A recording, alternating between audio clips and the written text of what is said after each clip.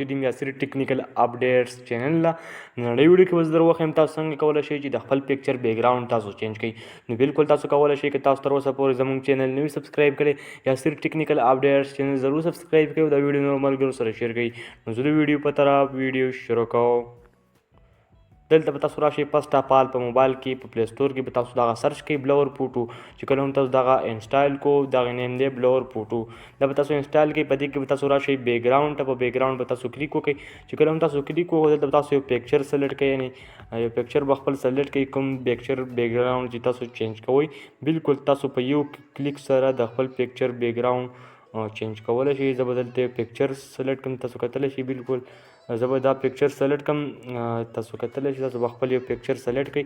او په یو کلیک تاسو د پکچر بیک ګراوند په دې اپس کې چینج کولی شئ دغه انټرفیس راځي تاسو کتلی شئ چې بالکل دغه لوډینګ د پاس دا بیک ګراوند چینج شو تاسو کتلی شئ دلته تاسو ګلیرۍ نه هم تاسو پکچر راغستی شئ دغه رقم تاسو راتلی شئ ګلیرۍ ته ګلیرۍ نه به یو پکچر راوالی بیک ګراوند تاسو کتلی شئ زه به دلته بیک ګراوند راواخلم نو بالکل تاسو چینج کولی شئ د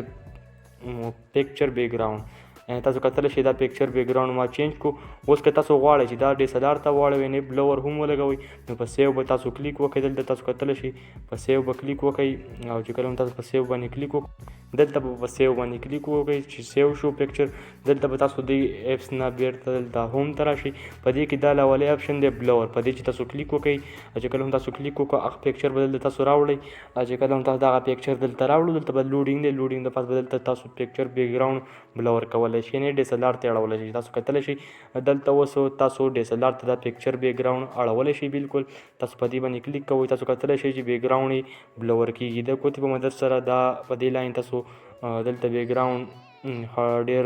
هړولی هم شئ تاسو کتلی شئ بالکل دلته اپشن پکې دي بالکل تاسو DSLR ته خپل پکچر اړولی شئ نو که ویډیو خوښه شي ویډیو لایک کړئ نورو ملګرو سره شیر کړئ اوس تر بلې ویډیو پورې ما راکړئ یا سر انشاءالله اجازت د الله په امان